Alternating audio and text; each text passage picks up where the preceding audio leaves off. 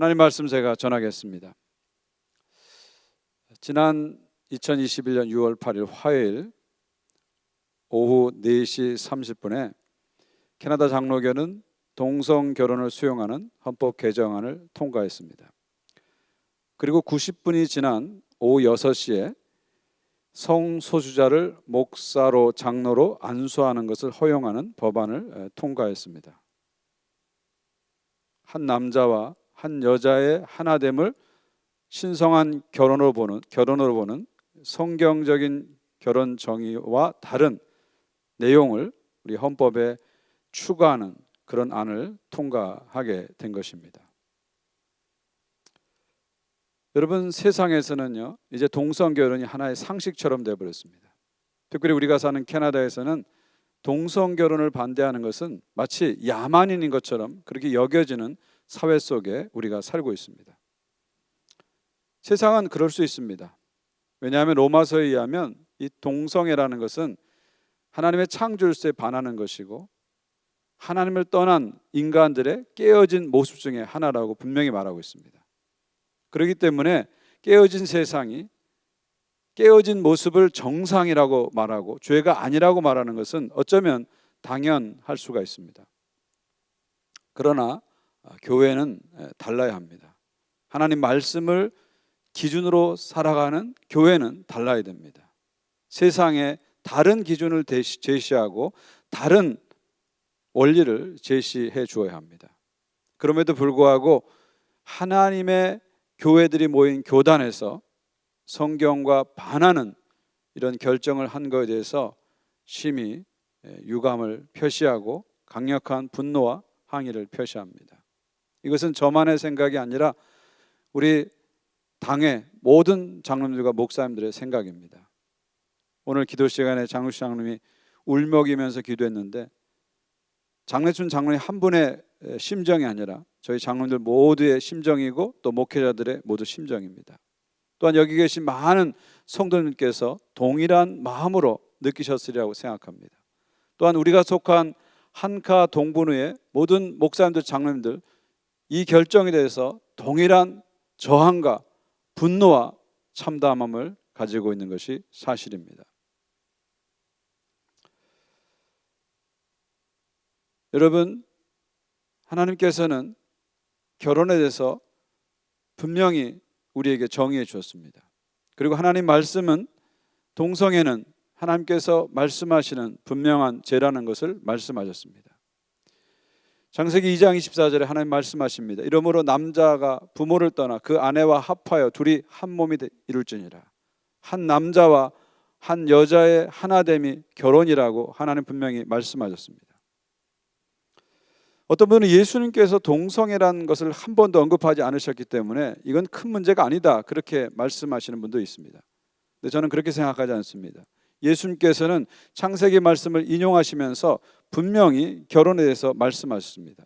마태복음 19장 5절 6절입니다. 사람이 그 부모를 떠나서 아내와 합하여 그 둘이 한 몸이 될지니라. 그런즉 이제 둘이 아니요 한 몸이니 그러므로 하나님이 짝져 주신 것을 사람이 나누지 못할지니라.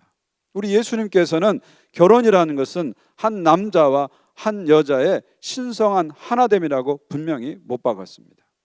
성경이 분명히 정의하고 하나님께서 예수님께서 결혼에 대해서 분명히 정의해 주었습니다. 하나님이 정한 이 정의를 그 누구도 바꿀 수 없습니다. 그 어떤 사람도 바꿀 수 없습니다. 그 어떤 정부도 바꿀 수 없습니다. 그 어떤 교단도 바꿀 수 없습니다. 그것을 바꾸려고 하는 것은 하나님의 자리를 찬탈하는 신성 모독적인 행동입니다. 저도 그렇게 생각하고요. 우리 당에도 그렇게 생각하고요. 우리가 속한 노예도 그렇게 생각하고요. 우리 성도님들 대부분이 그렇게 생각합니다. 그래서 저희 노예는 이번 총회 결정에 대해서 내용상 절차상 분명히 잘못된 것이라는 것을 밝히면서 항의 서한을 보냈고 그 이후에 후속 조치를 해나갈 것입니다. 자, 그렇다면요, 도대체 무엇이 통과된 건가 우리가 좀 살펴볼 필요가 있습니다. 밖에서는 이렇게 말합니다. PCC 캐나다 장로교 넘어갔어. 동성애로 넘어갔어. 캐나다 장로교 동성애 받아들였어. 이렇게 얘기합니다. 물론 틀린 말은 아닙니다. 그러나 정확한 말은 아닙니다. 도대체 이번 총회에서 어떤 법안이 통과되는지 우리는 정확히 알 필요가 있습니다. 첫 번째 통과된 법안은 결혼에 대한 정의에 관한 문제입니다. 이것을 리밋 B라고 하는데요. 내용은 이렇습니다. 결혼을 남녀 간의 계약 관계로 보는 전통적 견해를 먼저 소개하고요. 바로 다음에 오와 또는이라고 하고요. 두 성인의 계약 관계는 새로운 결혼에 대한 정의를 추가한 내용입니다. 이 두 가지 견해가 two parallel definition으로 캐나다 장로계 견해라고 밝히면서 캐나다 장로계에 속한 목사나 장로나 교회나 당회는 노회는 이 둘 사이에서 자유롭게 선택할 수 있는 행동과 양심의 자유가 주어진다. 이 내용이 통과된 것입니다. 이것은 찬성 136표, 반대 76표, 6대 4 정도로 통과되었습니다. 두 번째 통과된 내용은 성소수자에 대한 안수입니다. 캐나다 장로교는 미혼이든 기혼이든 상관없이 성소수자에게 목사와 장로를 안수한다. 이 역시 양심과 행동의 자유를 노회나 당회나 목사나 장로는 가지게 된다. 그렇게 밝혔습니다. 이 두 번째 안건은 찬성 130, 반대 83, 비슷하게 6대 4, 60% 대 40%, 찬성 60%, 반대 40%로 통과되었습니다. 이것이 바로 이번에 통과된 내용입니다. 저는 이 안건, 두 안건에 통과된 것을 면밀히 살펴보면서 우리가 세 가지 정도를 한번 주목해서 볼 필요가 있다 생각합니다. 첫 번째는 두 개의 동등한 정의, two parallel definition이라는 거죠. 전통적인 견해에 대한 견해와 새로운 견해를 OR이라는 단어로 동등하게 놓았다는 사실입니다. 이것은 이미 동성애를 통과시킨 PCUSA나 또 연합교회나 그 어떤 교단에도 없는 아주 독특한 결혼에 대한 정의입니다. 어떻게 이렇게 두 가지 견해가 OR이라는 단어로 같이 들어갈 수 있었을까요? 어떻게 이런 일이 생겼을까요? 이것을 우리가 이해하기 위해서는 2019년으로 돌아가야 됩니다. 2019년에 우리 교단 총회에서는 이런 내용으로 결혼에 대한 정의를 바꾸려고 했습니다. A covenant relationship between two adult persons. 전통적인 견해는 빼버리고 새로운 견해만을 집어넣으려고 했죠. 이것이 거의 통과되려고 하는 순간에 우리 한카 동본회, 서분회, 우리 한인교회들이 벌떡 일어나서 그 총회 자리를 박차고 나왔습니다. 이 모습을 본 많은 사람들이 충격을 받았습니다. 특별히 교단 분열을 염려하는 중도파들이 충격을 받았죠. 그래서 그날 밤에 중도파들이 모여서 기도하고 또 논의하고 기도하고 논의해서 교단의 분열을 염려하고 우리 한국교회를 생각하면서 만든 법안이 B와 C 법안입니다. 그래서 전통적인 견해를 앞에 놓고 OR을 통해서 새로운 견해를 넣게 된 것이죠. 어떻게 보면은 그게 뭐 대단하냐, 결국 동성애 받아들인 거 아니냐, 그렇게 말씀하실 분도 있으실 것입니다. 그러나 전통적 견해를 지켜내기 위해서, 이 성경적 견해를 지켜내기 위해서 한카 동분회, 서분회, 그리고 소수민족교회, 그리고 복음적인 백인교회들이 혼신의 힘을 다한 것입니다. 이 two parallel definition은 어떻게 보면은 PCC는 동성애를 받아들였어 이렇게 볼 수도 있지만, 다른 차원에서 보면 그 어렵고 힘든 싸움 가운데서도 복음적인 한인교회와 복음적인 교회들이 전통적인 견해, 성경적인 견해를 헌법에서 그래도 지켜냈다, 이렇게 볼 수도 있다는 것이죠. 두 번째, 이번 총회 결정에서 중요한 부분은 양심의 자유라는 부분입니다. 양심의 자유라는 부분이죠. 이 양심의 자유는 뭐냐면, 이 총회 결정에 대해서 당회, 노회, 목사, 장로, 회중은 양심과 행동의 자유를 갖는다는 것이죠. 내가 전통적인 견해를 성경적 견해로 취하든 새로운 견해를 성경적 견해로 취하든 그것은 양심의 자유에 따라서 선택할 수 있다는 것이죠. 거기에 대해서 총회가 간섭하거나 강요하지 않는다는 것입니다. 그리고 거기에 대해서 행동의 자유를 가진다는 것이 바로 양심의 자유의 내용입니다. 여러분, 양심의 자유란 말, 우리 보통 이것은 일반 법에서 쓰는 단어라고 생각하는데요. 사실은 이것은 이 기독교 신학에서 아주 중요한 내용입니다. 특별히 우리 개신교 신학에서는 이 양심의 자유는 아주 중요한 내용입니다. 왜냐하면 우리 개신교가 어떻게 시작됐습니까?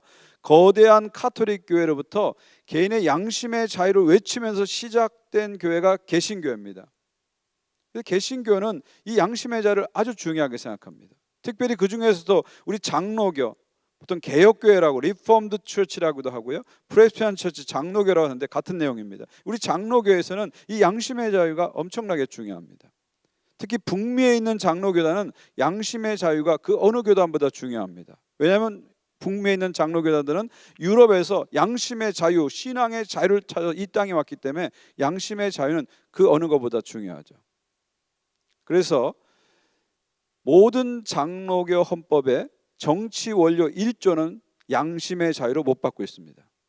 한국에 있는 장로교 통합측 교단도 그렇고요, 합동측 교단도 그렇고요, 해외에서 가장 큰 장로교단 해외 한인 장로교회도 마찬가지입니다. 정치 원리 1조는 바로 양심의 자유라는 거죠.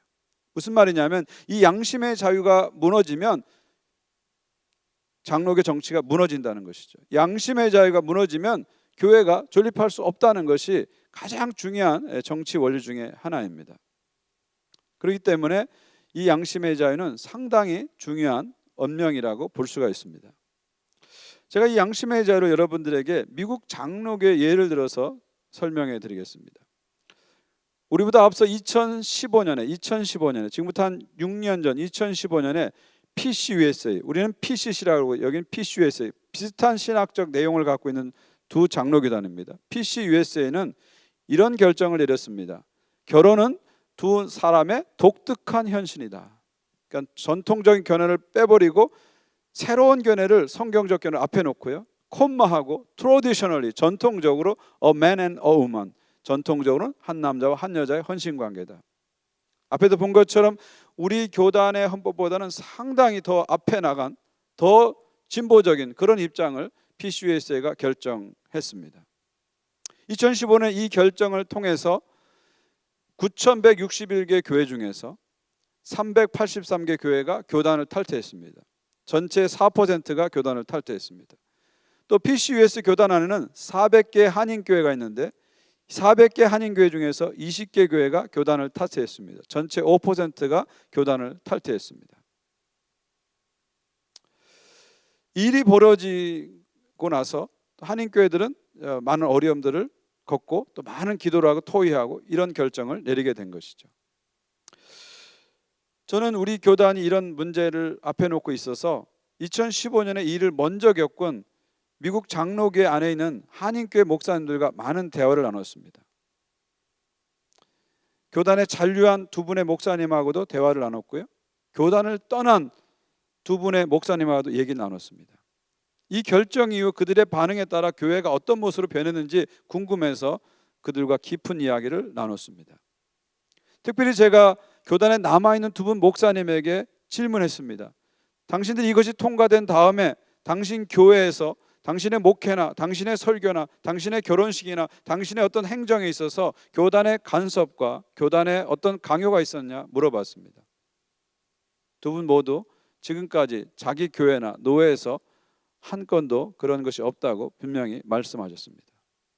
그리고 2015년 이후에 이것이 통과된 다음에 한인교회 안에서 동성결혼식이 이루어진 것은 한 건도 없습니다.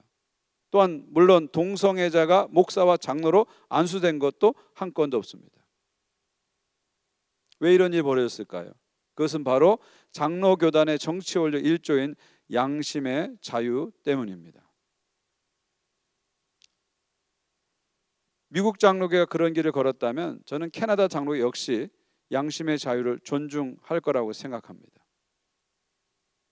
어떤 분들은 그런 우려를 합니다. 이 법이 통과된 다음에 이제는 우리 교회에서도 동성애자들이 결혼식을 할 거야. 이 법이 통과된 다음에 우리 교회도 동성애자가 목사가 되고 장로 되는 일이 벌어질 거야. 그렇게 얘기합니다. 저는 그렇게 생각하지 않습니다. 그런 일은 절대 일어나지 않을 것입니다. 그 이유는 첫 번째로 교단이 분명하게 밝힌 양심의 자유 때문입니다. 그리고 두 번째 더 실질적인 이유는 우리 노예 때문입니다.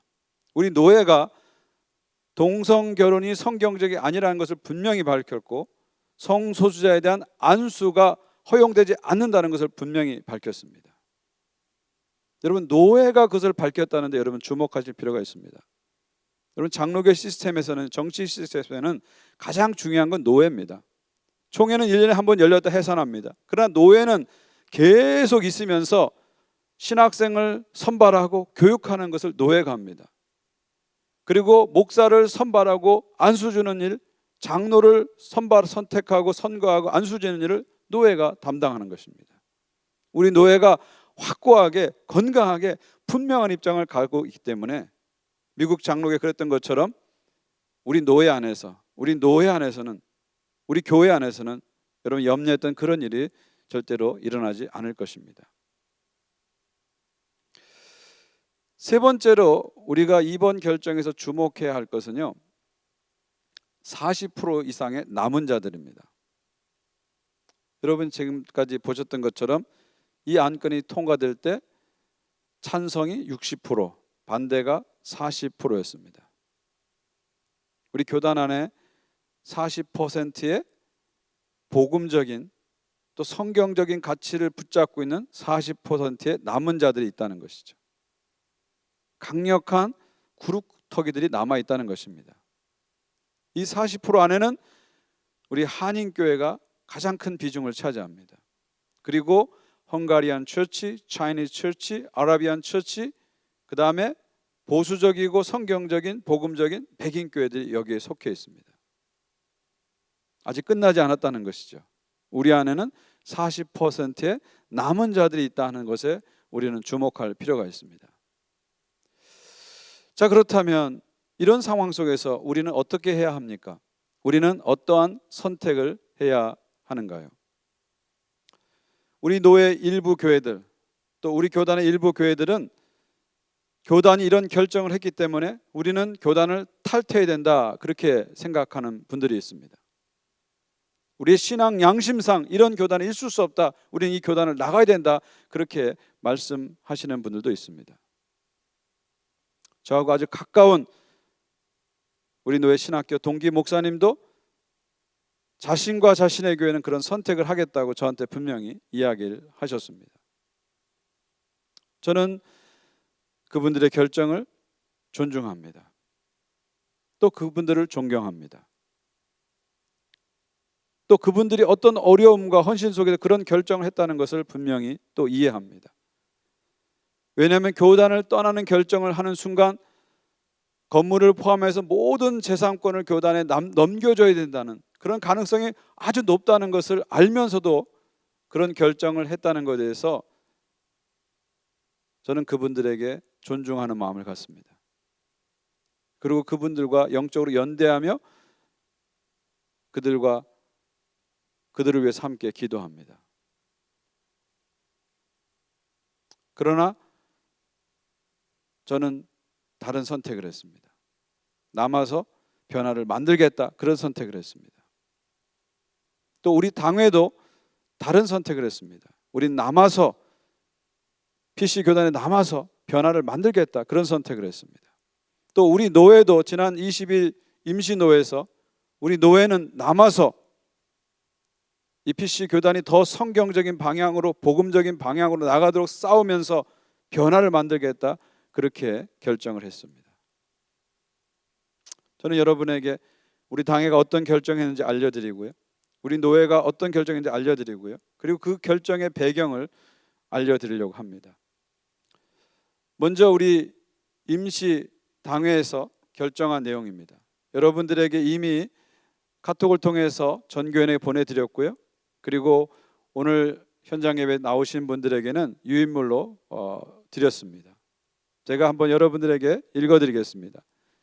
PC 교단이 상정된 인간의 성과 관련된 두 개의 헌의안을 교단총회에서 통과했기에 우리 교회는 우리가 지금까지 지켜온 성경의 권위와 신학적 교리와 다른 결정한 총회 결정에 대해서 강력한 반대와 항의를 표시한다. 우리 입장을 분명히 밝혔습니다. 두 번째, 그러나 교단이 전통적인 결혼관을 성경적 결혼관을 헌법에 명시하였고 또한 양심의 자유를 보장을 명문화하였기 때문에 PC 교단 안에서 우리의 신앙적 입장을 지켜나갈 수 있다고 판단한다. 교단 안에서 성과 결혼의 이슈를 포함해서 교단 전체가 더 성경적이고 복음적인 방향으로 나갈 수 있도록 기도하면서 선한 영향력을 발휘한 일에 최선을 다한다. 이것이 당의 결정의 중요한 부분입니다. 세 번째, 우리 교회는 우리의 신앙과 양심의 자유를 충분하게 보장받기 위해서 그리고 우리와 뜻을 같이 하는 교회들과 더 강력한 연대를 위해서 교단 안에 두 개의 대외 체제, 투 시노드 시스템과 같은 제도적 장치를 만들어줄 것을 강력하게 요구하며 뜻을 같이 하는 교회들과 함께 추진할 것이다. 아까도 말씀드렸지만 우리 노예는 하나로 되어 있습니다. 그래서 사실 우리는 안전하고 그런 부분에서 침해를 받지 않습니다. 그러나 캐나다 교회는 노예 안에 이것을 찬성하는 분도 있고 반대하는 사람도 있습니다. 찬성하는 교회도 있고 반대하는 교회들이 있어요. 이분들을 보호하기 위해서는 교단 안에 투 시노드가 만들어지는 것이 좋다고 생각해서 이것을 우리가 강력하게 추진하려고 합니다. 네 번째는 현재 교단에 내고 있는 프레스비테리안 쉐어링을 올해부터 교단에 내지 않고 이것을 교단 내 복음주의 그룹 지원, 교단과 캐나다 교회 또 교회 회복과 부흥, 다음 세대 크리스찬들 양성 위해서 사용할 것이다. 그리고 매년 예산을 늘려서 적어도 우리 교회 예산의 3%를 전체 교회 회복과 부흥 위해서 사용한다는 것이죠. 그럼 우리가 교단에 내는 돈은 두 가지가 있습니다. Congregation Assessment라고 이건 텍스처럼 반드시 내야 될 겁니다. 이건 안 낼 수가 없는 거죠. 교단에 있는 한. 그러나 Presbyterian Sharing은 내도 되고 안 내도 되는 부분입니다. 지금까지 우리는 이것을 성실하게 내왔습니다.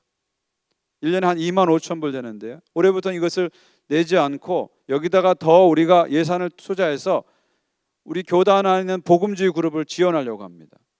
리뉴얼 그룹이라든지 솔트라든지 복음주의 그룹들을 지원하려고 합니다. 그리고 더 나가서 교단 전체가 더 성경적으로 복음적으로 가는 운동을 적극적으로 펼쳐가려고 합니다. 그래서 매년 예산을 늘려서 적어도 교회 예산의 3%는 교단과 한인교회와 캐나다교회 부흥과 또 회복을 위해서 사용하려고 합니다. 여러분, 바다가 썩지 않는 것은 소금이 많아서가 아닙니다. 3%의 소금이 있기 때문이죠. 우리가 계속해서 이런 소금을 흘려보내는 일들을 멈추지 않고 계속한다면 우리 교단뿐만 아니라 캐나다 교회 전체 생태계가 더 맑고 건강해질 거라는 확신을 가지고 이런 일을 지속적으로 추진하려고 하는 것입니다. 이것이 당회가 오랜 기도와 오랜 논의를 통해서 결정한 우리 교회의 입장입니다. 두 번째는 임시 노회에서 결정된 지난 화요일에 결정된 우리 노회의 입장을 알려드리도록 하겠습니다. 우리 당의 입장과 크게 다르지 않습니다. 한카 동부노회는 우리의 신앙 양심에 따라 한 남자와 한 여자의 언약 관계를 결혼으로 보는 것을 성경적 정의로 믿고 성소수자에 대한 목사 장로 한 수를 인정하지 않는다. 이것은 교단에 반하는 것이 아니라 교단이 우리에게 분명하게 양심의 자유를 얘기했기 때문에 우리는 그 중에서 이것을 선택한 것입니다. 그리고 이것이 우리 노예의 방침이고 우리는 앞으로 이 방침에 따라서 모든 노예 행정과 노예 모든 안수와 모든 걸 진행하겠다고 선포한 것이죠. 두 번째입니다. 한카 동부노회는 2021년 캐나다 장로관 총회에서 두 성인의 언약적 관계를 결혼의 정의로 인정한 헌법 개정과 성수자에 대한 목사 장로 안수 안건을 통과한 것에서 교단을 향해서 깊은 유감을 표시하며 강력한 반대와 저항의 의지를 표시한다. 그래서 항의 서한을 발송하고 여러 가지 통로로 지금 후속 조치를 하고 있습니다. 세 번째, 이것이 노예 결정의 가장 중요한 부분입니다. 한카 동부노회는 교단이 결혼과 성에 관한 주제에 대해서 회중, 당회, 목사, 장로에게 행동과 양심의 자유를 헌법에 명시하여 보장했기 때문에 우리의 신앙 양심을 지키면서 신앙생활과 교회생활과 그리고 목회생활을 하도록 보장했기 때문에 교단에 남아서 우리의 뜻을 같이 하는 교단 내 교회들과 함께 연대하면서 교단의 갱신을 위해서 더 나아가서 캐나다 교회의 영적 부흥을 위해서 혼신의 힘을 다하도록 노력할 것이다. 이것이 당의 우리 노예의 중요한 입장입니다. 네 번째, 한카 동부회는 교단 헌법에 보장된 양심의 자유에 기초한 우리의 신앙의 자를 확실히 보장받기 위해서 교단 안에 전통적 결혼관을 지지하는 모든 교도가 연합해서 신학적으로 분리된 두 대체제, theologically separated synods를 같은 제도를 강력하게 요구하고 추진할 것입니다. 마지막 다섯 번째입니다. 한카 동부회는 위의 노예 결정을 함에 있어서 무엇보다도 성령의 하나 되게 하심을 힘써 지키려고 노력한다. 그러나 동시에 교회와 노예들의 양심의 자유를 존중하며 노예와 다른 결정을 하는 교회들에 대해서 영적으로 연대하며 노예적으로 지원하기 위해서 특별위원회를 구성하기로 한다. 무슨 말이냐면 우리는 하나됨을 지켜가야 됩니다. 그러나 어떤 교회들은 다른 결정을, 노예와 다른 결정을 할 수 있습니다. 그리고 그들과 우리가 다르지 않습니다. 동성결혼 합법화를 반대하고 성수제 안수를 반대하는 데서 동일한 뜻을 갖고 있어요. 우리는 동지라는 거죠. 그래서 그들의 결정을 우리는 존중하고 그들과 연대하며 그들을 위해서 기도하고요. 또 그들을 지원하는 위원회를 만들어서 함께 하겠다. 비록 우리 노예와 다른 결정 내릴지라도 우리는 형제로 그들을 여기며 존중하겠다는 뜻을 분명히 밝힌 것입니다. 이것이 우리 당회와 노예가 결정한 내용입니다. 우리 당회 결정은 지난 연말부터 특별위원회를 만들어서 계속해서 논의하였고요. 그 이전에 당회에서도 계속해서 논의한 내용의 결과입니다. 최종적으로 12분의 한국어권 장로님과 5분의 영어권 장로님 그리고 목사님들이 만장일치로 결정한 내용입니다. 또 노예 결정 역시 16교회 대표들이 모여서 함께 합심해서 결정한 내용입니다. 저는 우리 성도님들이 여러분이 기도하고 선택해서 세우신 당회원들의 결정을 존중해 주시기를 부탁드립니다. 또한 이 노예 대표들의 결정을 존중해 주시기를 부탁드립니다. 이 모든 결정이 그냥 인간들의 결정이라고만 보지 마시고요. 전체 과정 속에 성령께서 함께 하시고 인도하신 것을 함께 바라보면서 당회 결정과 노예 결정을 여러분들이 함께 받아주시고 성령의 하나됨 속에서 나갈 수 있기를 간절히 부탁드립니다. 이제 저는 저의 입장을 여러분에게 말씀드리려고 합니다. 담임 목사로서 나는 왜 이런 결정을 했는가? 저의 입장을 말씀드리려고 합니다. 여러분 아시다시피 저는 우리 교회 부임하기 전에 해외 한인 장로교회라는 한인 교단에서 부목사로 담임 목사로 17년간 있었습니다. 그 한인 교단은 모두 다 한인 교회이기 때문에 이 동성애는 전혀 문제가 되지 않았습니다. 그런데 제가 한인 교단에서 캐나다로 옮기면서 이것은 큰 문제가 됐습니다. 제가 부임할 때부터 이것이 큰 문제가 될 것이라는 것을 저는 알았고 또 들었습니다. 그래서 그때부터 제가 지금까지 계속해서 이 문제를 갖고 기도했습니다. 왜 하나님께서 이 어려운 시기에 나를 한인 교단에서 캐나다 교단으로 옮기게 하셨을까? 그것도 이 캐나다 교단에서 가장 영향력 있고 가장 큰 교회인 본 한인 교회로 왜 나를 오게 하셨을까? 이런 질문을 가지고 기도하는 시간을 가졌습니다. 그리고 우리 노예 다른 목사님들과 계속해서 대화하는 시간을 가졌습니다. 그리고 앞에서 말씀드린 이미 2015년에 겪은 미국 장로교회 한인 목사님들과 이 부분에 대해서 많은 이야기를 들었고 자문을 또한 받았습니다. 그리고 누구보다도 우리 교회를 사랑하시고 염려하시는 우리 연로 목사이신 한석현 목사님하고도 이 부분에 대해서 많은 이야기를 나눴습니다. 우리 교단의 과거와 현재 미래를 가장 잘 알고 계시는 목사님을 통해서 저는 많은 또 지혜를 받게 됐습니다. 무엇보다 이 문제를 놓고 저는 오랫동안 기도했습니다. 하나님, 이 시간에 왜 저를 여기 두셨으며 이것을 통해서 저에게 무엇을 원하십니까? 주님의 뜻이 무엇입니까? 저를 향해서 우리 교회를 향한 주님의 뜻이 무엇입니까? 오랫동안 기도하고 기도했습니다. 저는 기도 가운데 두 가지 하나님의 음성을 받았습니다. 첫째는 떠나지 마라. 내가 이 때를 위해서 너를 여기에 두었다. 너희 본 하나님 교회를 여기에 두었다. 그런 말씀을 저한테 기도할 때 하나님이 저희 마음에 많이 부어주었습니다. 또 하나 제가 자주 받은 말씀은 좁은 마음을 버리고 좁은 문으로 들어가라.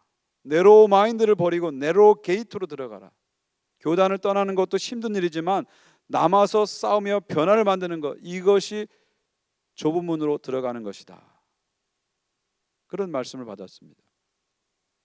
이런 하나님 뜻을 받고 또 하나님께 묻고 또 묻고 또 묻는 시간을 오랫동안 가졌습니다.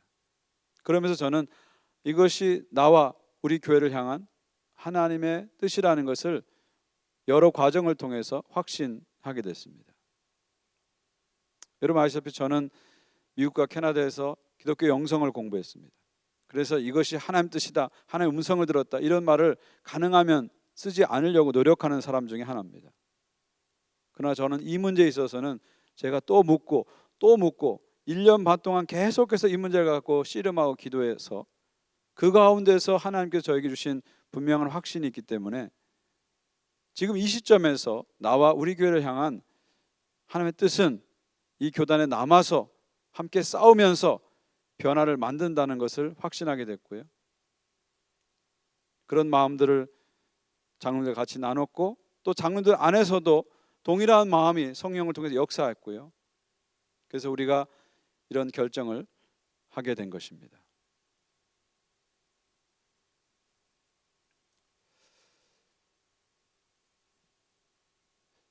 저는 그런 생각을 합니다. 우리가 동성애는 죄다.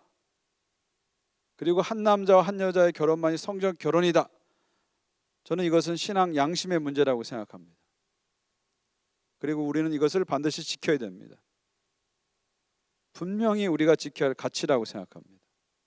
어쩌면 이것을 분명하게 선포하기 위해서, 이런 복음적 성경적 가치를 분명하게 선포하기 위해서 우리 한인들을 태평양 건너 이곳에 심으시고 이렇게 성장시켜 주시고 영향 있게 만드셨다. 저는 그렇게 생각합니다. 그러나 교단에 남아있느냐 떠나냐는 신앙 양심의 문제가 아니라고 저는 생각합니다. 이것은 비전과 사명의 차이라고 생각합니다. 나가는 분들도 나가서 하나님 말씀대로 살겠다는 것이고요, 남은 분들도 남아서 하나님 말씀대로 살겠다는 것이죠. 우리는 서로 입장이 다르고 신학적 입장이 달라서 다른 선택을 한 것이 아니라 비전과 사명의 차이 때문에 다른 선택을 하게 된 것입니다. 그래서 서로를 존중하고 서로를 위해서 기도할 수 있는 것이죠. 저는 성도님들이 이 두 가지만 분명히 구분하시면 마음속에 많은 혼란이 없어질 것입니다. 무엇이 진정한 신앙의 양심의 문제인지에서 다시 한번 여러분이 생각해 주시기를 바랍니다. 우리 교회가 남아서 무엇을 하겠다는 것입니까? 바로 그 40% 아직 남아있는 그 남은 자들과 연대해서 함께 일하겠다는 것이죠.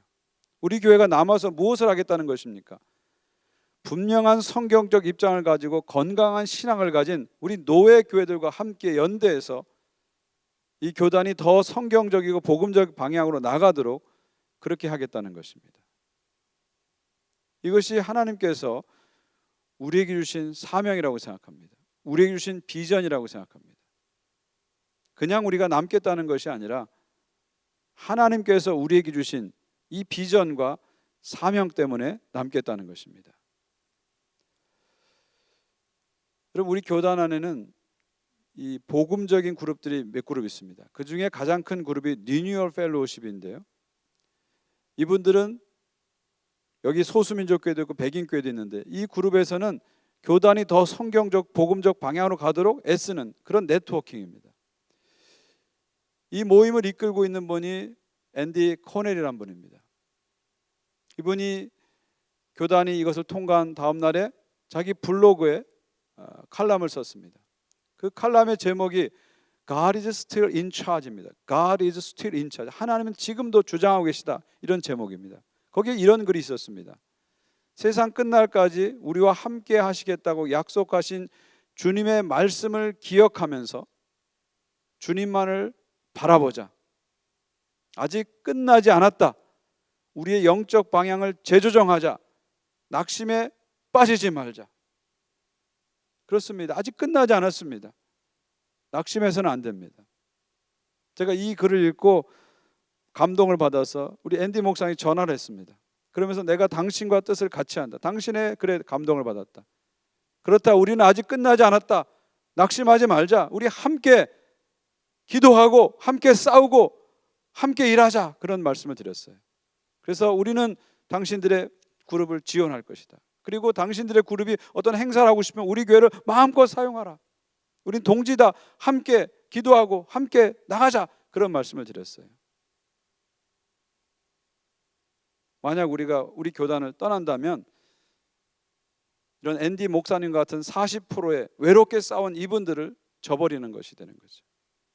또 한마음이 돼가지고 노예 결정을 하고 교단 안에서 영향을 발휘하겠다 결심한 우리 노예들에게 큰 혼란과 좌절을 주는 것입니다. 더 큰 그림에서 보면은 우리가 교단을 떠난다면 이 PC 교단, 캐나다 장로교를 저들의 손에 넘겨주는 것입니다. 더 직접적으로는 우리 보은하는 교회를 저들의 손에 넘겨주는 것입니다. 우리 장로님들 한 분 한 분이, 우리 권사님들 한 분 한 분이, 우리 안수 집사님들 한 분 한 분이, 우리 집사님들 한 분 한 분이, 우리 교역자들 한 분 한 분이 피와 땀과 눈물을 통해 세운 이 성전을 저들의 손에 넘겨주는 것이죠. 그러면 교단이 이 건물을 가지고 학교나 다른 용도로 쓸 것입니다. 아니면 우리와 전혀 신앙적 방향이 다른 목사나 교회를 이곳에 들어오게 해서 레인보우 깃발을 휘날리면서 이 교회를 사용하게 될 것입니다. 저는 그런 일을 우리에게 하나님 허락하지 않는다고 생각합니다. 또 그런 일을 우리가 허락해서는 안 된다고 생각합니다. 여러분, 싸움에서 제일 중요한 것은 진지입니다. 진지를 구축하는 것보다 더 중요한 것은 없습니다. 진지를 제대로 지켜야 진리를 지킬 수 있는 것입니다. 저들의 견고한 진을 우리는 격파할 생각을 해야 됩니다. 그리고 우리의 진지를 제대로 강력하게 지킬 생각을 해야 됩니다.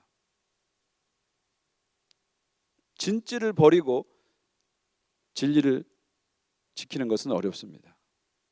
정말 진리를 지키려면 우리의 진지를 우리는 사수해야 합니다.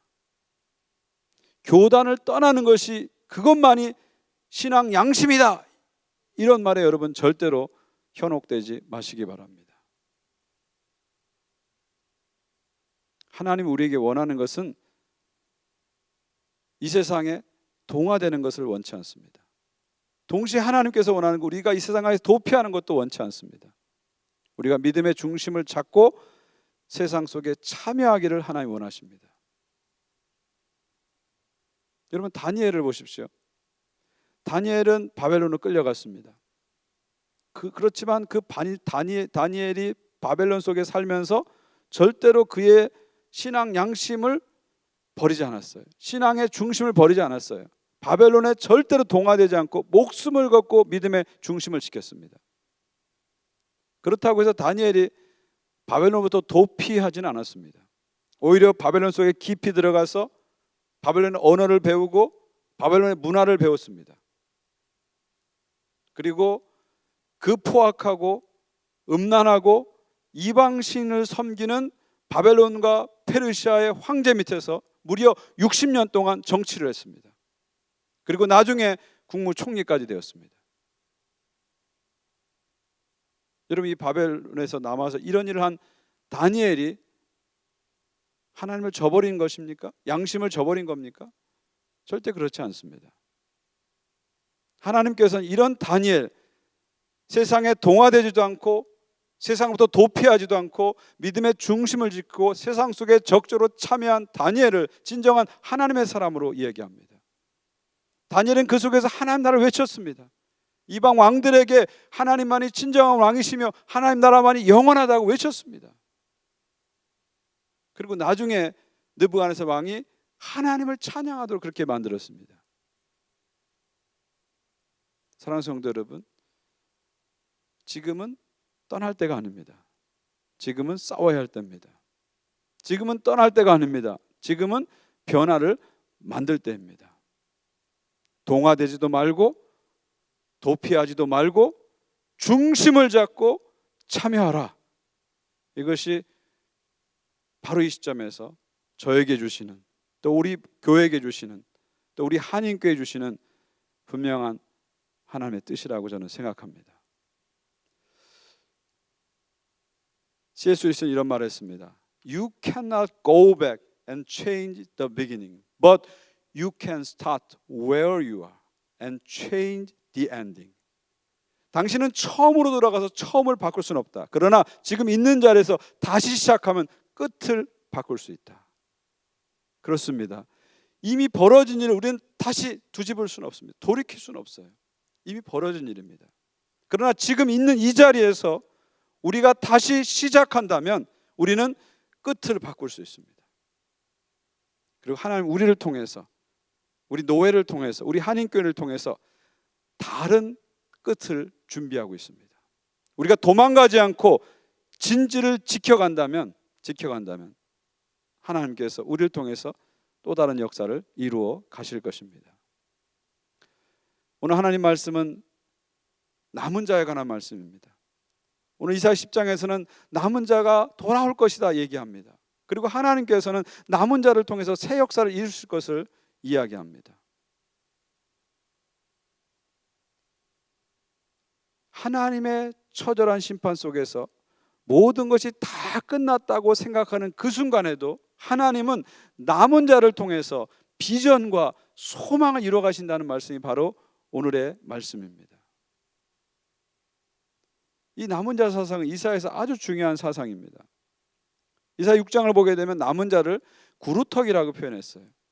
모든 나무가 다 비어져도 남아있는 그 구루터기가 바로 남은 자다, 그렇게 얘기합니다. 그리고 이사야 6장은 뭐라고 얘기합니까? 그 남은 자가 10분의 1일지라도 하나님이 그들을 통해서 역사하신다고 분명히 말씀하십니다. 사랑하는 성도 여러분, 하나님은 남은 자를 주목하십니다. 그리고 남은 자를 통해서 역사하십니다. 누가 남은 자일까요? 누가 남은 자일까요? 남은 자는 바로 진실하게 하나님을 의지하는 사람, 그 사람이 바로 남은 자입니다. 교단을 떠나지 않고 남아있다고 해서 그들이 남은 자가 아닙니다. 교단을 떠났다고 해서 그들이 남은 자가 아닌 것이 아닙니다. 교단을 떠나든 남든 그 이슈가 중요한 것이 아닙니다. 그 이슈보다 중요한 것은 예수입니다. 누가 남은 자입니까? 진실하게 주님을 의지하고 세상 속에서 변화를 만들어낸 사람, 그 사람이 바로 남은 자입니다. 하나님께서는 바로 그 남은 자들을 주목하시고 그 남은 자들을 통해서 비전과 소망을 이루어 가실 것입니다. 교단을 나가기로 결정한 교회와 성도들이 정말 하나님을 진실로 의지하고 말씀을 제대로 붙잡고 나가는 것이 아니고 그냥 동성애에 대한 한국적인 거부감 때문에 나간다면 그들은 남은 자가 아니라 나가는 자일 뿐입니다. 반대로 교단에 남아있는 교회와 성도들이 분명한 비전과 사명을 갖지 못하고 그냥 남아있다면 그들은 남은 자가 아니라 낙오된 자입니다. 남은 자는 누구입니까? 진실하게 하나님을 의지하는 자가 남은 자입니다. 그리고 하나님은 그들을 주목하시고 그들을 통해서 비전과 소망을 계속 펼쳐 갈 것입니다. 사랑하는 성도 여러분, 남은 자가 되십시오. 하나님의 남은 자가 되십시오. 바로 하나님께서는 오늘도 여러분을 통해서 하나님의 위대한 비전과 소망을 이루어 가실 것입니다. 기도하겠습니다. 하나님 아버지, 감사합니다. 오늘 말씀을 통해서 우리 당의 입장과 또 교회의 입장을 함께 성도들과 나눴습니다. 그리고 담임 목사인 저의 마음을 또 성도들과 나눴습니다. 또 이사야를 통해 주시는 하나님의 비전과 소망도 함께 나눴습니다. 이 모든 말씀이 성령님을 통해서 우리 마음에 새겨지게 도와주시고 성령의 하나 되심 속에서 우리 교회가 하나님의 새 역사를 향해서 함께 나가는 은혜를 허락하여 주시옵소서. 또한 이 가운데 어려움을 겪고 있는 모든 교회들을 기억해 주시고 소망과 위로를 허락하여 주시옵소서. 또 우리 노회를 위해서 간절히 기도합니다. 우리 노회가 어려운 결정을 하고 이 속에 남아서 하나님의 위대한 역사를 써가기다 다짐했습니다. 우리 노회가 하나 되게 하시고 노회 위에 성령의 은혜를 같이 하셔서 하나님의 놀라운 도구로 쓰임받게 하여 주시옵소서. 또 우리 교단 안에 복음적 성교적 가치를 붙잡고 지금까지 싸운 40%의 남은 자들이 있습니다. 구루터기가 있습니다. 이들과 우리들이 하나가 되어서 하나님의 소명을 향해서 달려갈 수 있도록 도와주시고 그 끝을 바꿔내는 새로운 시작을 하는 주의 백성들과 교회가 되게 하여 주시옵소서. 예수 그리스도 존귀하신 이름으로 기도하옵나이다. 아멘.